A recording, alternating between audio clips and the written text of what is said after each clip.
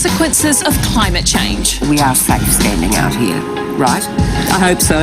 She's trapped between a rock and a hard place. I was just living in fear of my life. Are you covered for nature's fury? I don't know what my life's about anymore. I'm just stuck. And a digital dilemma. You can't actually call them to say, I want to stop my subscription. What do you do when a company gets its hooks into your credit card and won't let go? It's kind of like they have no customer service at all. Plus, skinny mirrors. I think I like myself better in this one. I think they need to put more skinny in it. I don't think I'd go back to a normal mirror. It's just so flattering. They make you look and feel good, but should shops be using them? It's a bit sneaky. It's not a true representation, so I think I'd be a bit disappointed.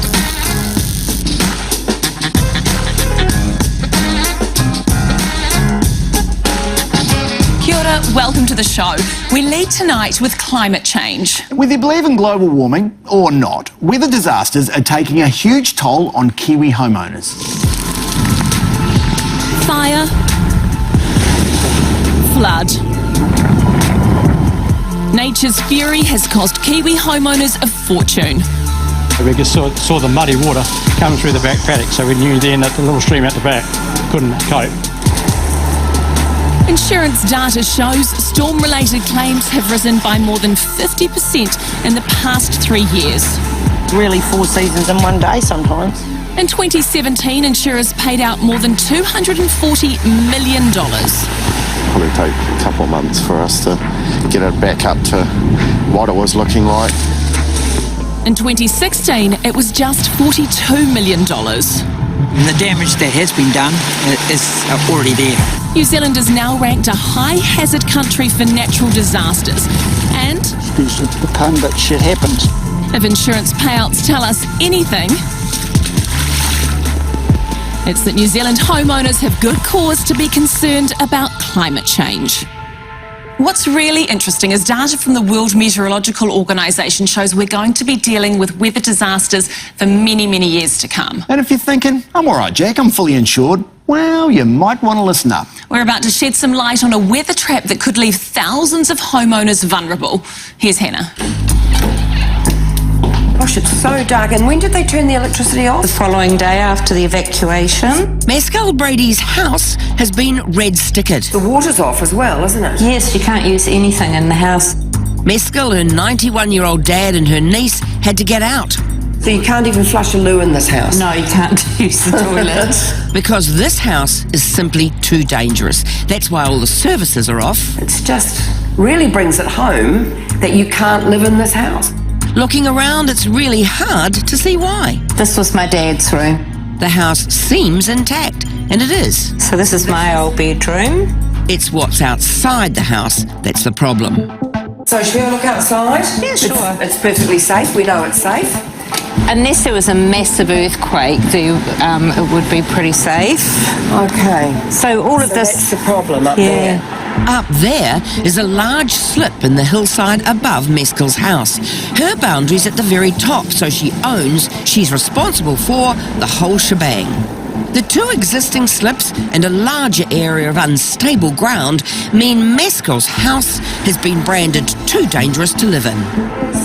It's basically a 124 notice, which means you're not allowed to occupy. Council's let us in today because there's been no substantial rain for a couple of days, which means... We are safe standing out here, right? I hope so. Should we go back inside? Yeah, maybe.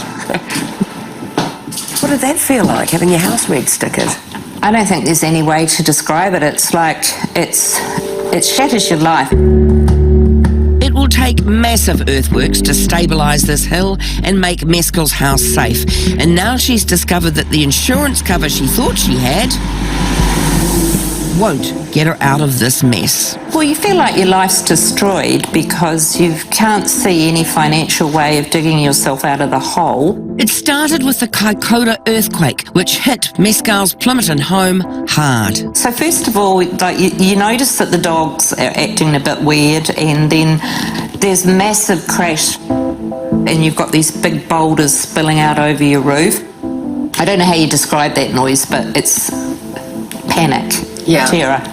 Everyone was safe, but there was some damage inside. I had to have that boarded up because the rocks all came over and into the skylight. Oh, into the air. After the debris was cleared away, the house seemed pretty much okay. Because we had the retaining wall built, I didn't think that it would cave in. I was quite confident that it would be safe. Then came the storms of August last year. Mescal came home to find a huge slip had filled the backyard and deck with rubble, rocks and plants. Pretty frightening. It was extremely, because we knew then that this was really serious. And she could see that more slips were very likely. I was just living in fear of my life. She called council for help. I knew that the danger was real. It wasn't just me, it was real. Mescal and her family were told to evacuate. They had about 5 hours to get as much gear as they could out of the house. Then it was red stickered. It's not actually a red sticker at all. No, it means you're not allowed to occupy the premises anymore. Mescal says that since leaving her house, she's felt that getting all the help she needs is a bit like pushing that landslide back up that hill. I have no idea. I don't know what my life's about anymore. I'm just stuck. EQC has paid a total of $126,000 for the 2 landslips, repairing damage to the house and land. But they only cover land that's within 8 metres of a property. Anything beyond that boundary isn't covered. The cost of stabilising the land is massive. I've only got estimates, but one's 200 to 250, and the other one's 200 to about 500, and the other ones are up around $1 million. Mescal then contacted her insurer, Tower, but their response came as a shock. It just said that basically that it was the land that needed to be fixed, and so the house isn't damaged, so there is no claim, is basically what they said. I think it's going to be a very hard thing for people to comprehend that your house is, you can't live in it. Yes, I mean, people think that you've got insurance and that you're covered, but it seems that that's not the truth at all. With storms and weather bombs and landslips happening all around the country, we wanted to know if any insurance policy would cover homeowners in Mescal's situation. The answer, a blunt no. House insurance covers you for damage to your house and other buildings that are on your property. It doesn't cover you for land. No private insurers anywhere in the world cover land damage. Why? Because landslips are tricky beasts. They could actually start hundreds of metres away from your house, so... It's very, very difficult to understand how the risk to land can be managed and underwritten by insurers. That's why no one in the world does that. What's so difficult for Mescal to understand is that her house, uninhabitable but undamaged, isn't covered because... The insurance is paying for a loss of material damage to your house.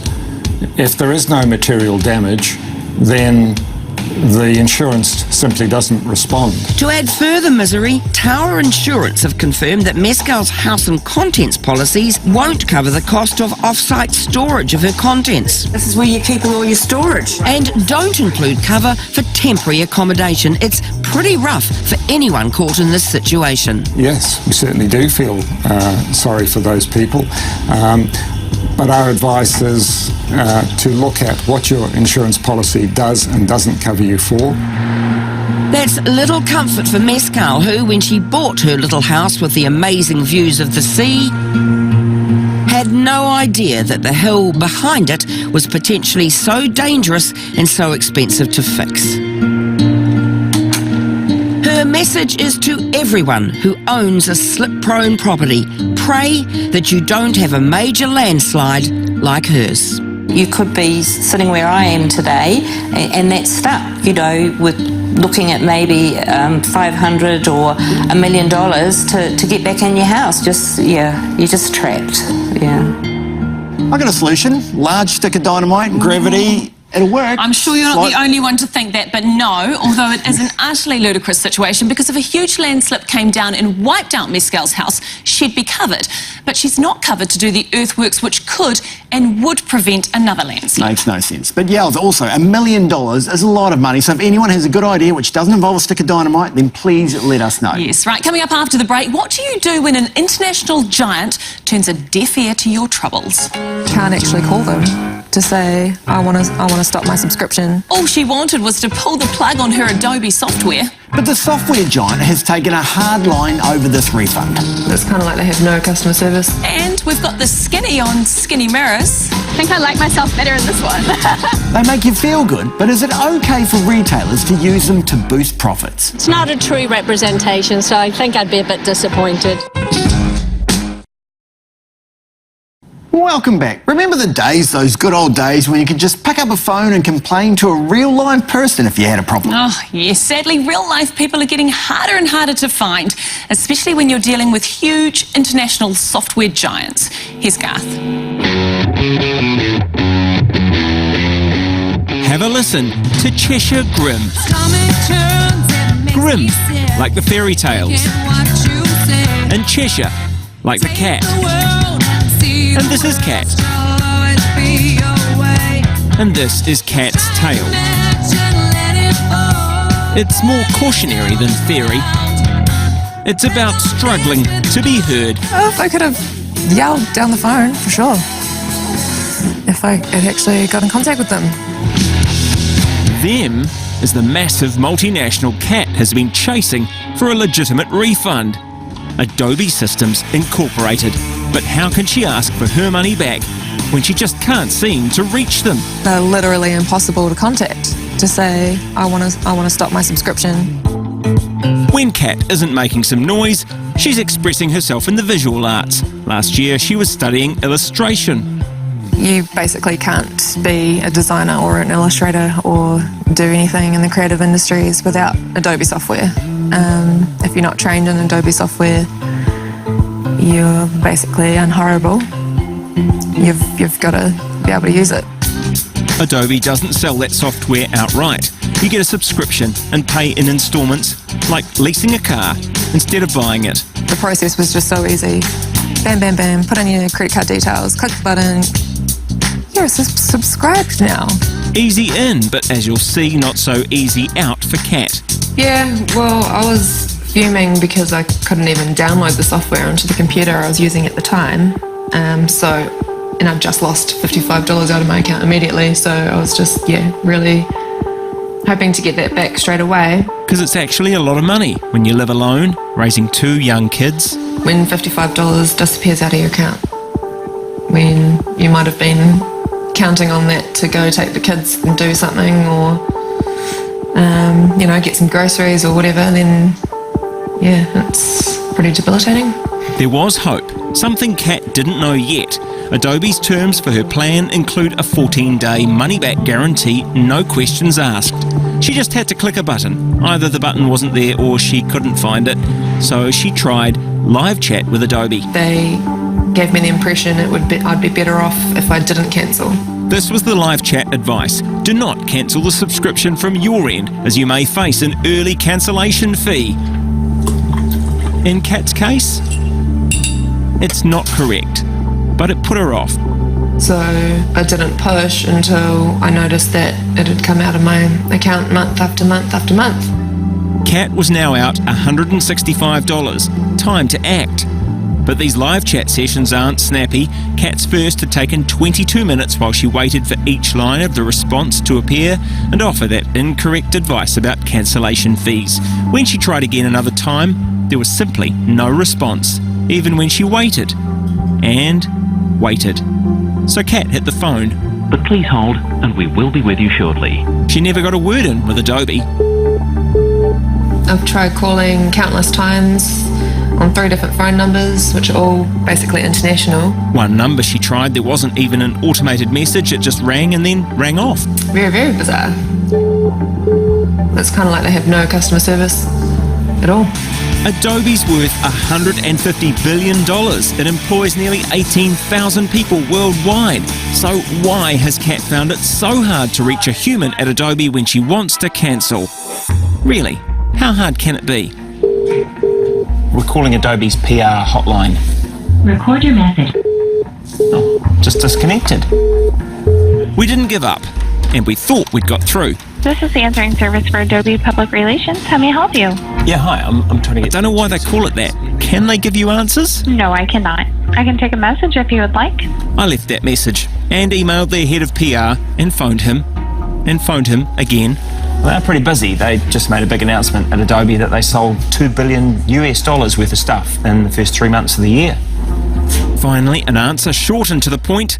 We have reached out to the customer, resolved the issue and provided a full refund. Our customers are our highest priority and we sincerely apologise for any inconvenience that this miscommunication may have caused. Detailed instructions on how to return, cancel or exchange an Adobe order can be found here, it says. Let's have a look. 404, page not found. That's like the internet's version of the TV Kiwi. We're having technical problems. It's no help, but it tells me quite a lot. They fixed the link when we pointed it out. Kat has her fingers crossed waiting for her refund and says she's no longer lost in a cycle of perpetual frustration, which sounds like inspiration for the next tune. So as Gar said, 18,000 employees and no one picks up the phone. That's like 10,000 spoons and all you need is a knife. If I can quote Alanis Morissette, isn't that ironic? It is. Right, coming up after the break, we all love to look and feel good, but are skinny mirrors a bad reflection on retailers? It's much more slimming. There's no denying skinny mirrors can boost your confidence. But are retailers also using them to boost profits? It's not a true representation, so I think I'd be a bit disappointed. Yep, we've got the skinny on skinny mirrors. Welcome back. Retailers exist to take your money. You walk in, you spend, you walk out with a bag, and everyone is happy. It is a beautiful thing, but are you being manipulated, subtly seduced into spending more of your hard-earned cash than you planned? There are many tricks to the retailing trade, including flattering or skinny mirrors. But are they a deceptive step too far?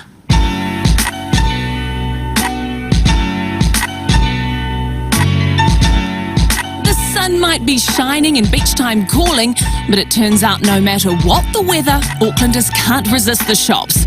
So we headed to Auckland's mega mall of Sylvia Park to ask our latest round of cool or creepy questions. This week, flattering mirrors in the changing room of a clothes store. Is that cool or creepy? Oh, that's absolutely fine. Yes. That is cool. Flattering mirrors, not so fun. Yeah, I think that's a bit creepy. Yep, it's creepy. Yep, I haven't come across one of those yet. So-so. Where do you find those? I don't think I've ever found one like that. You're okay with it? Yeah. What you try at the store, it looks really different when you go home. Cool. Cool. Have you noticed that in places? You look in your reflection and something seems off, you know, you can kind of tell they've done something and it doesn't make you really want to buy it anymore. You choose that one because I don't stand in front of mirrors very often. Say cool. You'll say, oh, would you? Right, okay. Do they exist? If they showed you skinny, yeah. We like them to be flattering. Can I just say on behalf of all men throughout New Zealand, what? Oh, come on. Is that a thing? Of course there is. I love a skinny mirror, I have to say. I'm all good with a skinny mirror. But, you know, they probably do make you part with a little bit more cash than you'd intended to. I'm still saying what? They're news to me, and I struggle to believe that Kiwis would allow themselves to be so easily manipulated. So they say a camera adds £10, but what about a mirror that makes you skinnier? I don't know about that. Is that a thing? Once we get out of these doors, we're gonna see if it's a thing. Revolving doors. Back in the 80s. Okay, let's find out. Here we go. We have mirrors, 2 of them. 2 cameramen too, 1 consumer behaviour expert. I look long and lean. And Aidan from Fairgo, how's it going? Oh, no, you'd be great on TV. Do you want to come and help us with a quick experiment? 1 question. We have got over here 2 mirrors. Yeah. You just have to look at each mirror and just tell us which one you like the best. One mirror is regular, standard. Seems pretty normal. Makes me look a bit short though. The other is bent ever so slightly to make people look skinnier. I like it. Yeah, a bit taller. Yeah, taller, but not any kilos. This is a skinny mirror. Skinny mirror, okay. It's a skinny mirror. It works for me, yeah. It's hard to show on camera, It's a bit sneaky. but it works. Normal mirror. Skinny mirror. I think I like myself better in this one. I think they need to put more skinny in them. I reckon this one's probably a bit more realistic. Emma liked it. So did Sam. It's much more slimming. Normal mirror. Skinny mirror. This is my one. This skinny mirror is Harriet Fisher's. Yeah, that one's way nicer. She brought it by accident. I went to the warehouse to get a mirror and I saw the only long one that kind of appeared to be available and had a look in it and thought, I look good in it. How did you find out it was skinny? I could just tell. I know what I look like in a normal mirror. She took it home anyway. I don't think I'd go back to a normal mirror. It's just so flattering. Brioche got it not first time, Yeah, this is more clean. but second. Yeah, I look more slim. Dimitar made an instant discovery. Is that what they use in the changing rooms? You got it. But that's key. It's how I like to feel, right? A skinny mirror is no accident. Dr. Summer Kapitan is a leading academic in consumer behaviour at AUT. They are a thing in some places. She says skinny mirrors are prevalent in closed stores. The idea is that you, as a retailer, are trying to design a fitting room that inspires people to want to buy. And if you can angle a mirror a certain way or set it up in such a way to make you seem more flattering as a consumer, so in that way there are such things as skinny mirrors. We already want the mirror to confirm what we think we'll see, so it pushes us over the edge. The only problem is when you walk outside and it looks or feels differently, right? The skinny mirror design offers a subtle, believable slimming reflection. American woman Belinda Jasmine started SkinnyMirror.com. She estimated each skinny mirror could bring in nearly 150,000 more sales each year, based on a shop selling an extra item a day. It's actually not about making people look good, it's about making them feel good. Unfortunately, investors on the Shark Tank reality show did not like it. I will not be part of this sham, because that's what Okay, that's fine. Look, you can smile all you want, but the truth is you're lying to people. I'm out, but I also forbid any other shark in investing in this. Belinda no longer sells skinny mirrors. They're pretty deceiving. Some felt a bit cheated by a skinny mirror in a shop. Clothes stores are always going to try and sell you clothes. They use a lot of ways to do that. Mirrors are just one of them. It's not a true representation, so I think I'd be a bit disappointed. Very true. But I'd like to think I'm a bit wiser and, realise there's something not quite right here. So next time you're shopping, take a really honest look at yourself. Oh no, let's go here. I like this one. I really like this guy over here. There's for Harriet. I would like long legs, and that's what this mirror gives me, so it's great. She wants her skinny mirror back when we're finished. That's mine. You can't have it. Yeah. She'll get it Nice to find it on the street corner. as soon as Fluffy is done looking at herself. She looks just as gorgeous in both of them. Wow, I believe I am wrong. They are a thing. Skinny mirrors. They are a good thing. Yes. That mirror was actually slightly concave, wasn't it? That's how it got that effect. But most of the time, it's really quite simple. A mirror that is tilted even slightly forward will make you look shorter and wider. Ooh. And a mirror that's tilted toward the back will make you look taller and leaner. So that's the show, but we're always here to help. Obviously. Our program's all about your gripes, your grumbles, pet peeves, so please do contact us. We're on Facebook, can you believe it? Or you can email us, fairgo@tvnz.co.nz, or you can write to us, I dare you, Private Bag 92038 in Auckland. The postcode is 1142. Thanks for watching. Until next week, Pomariea.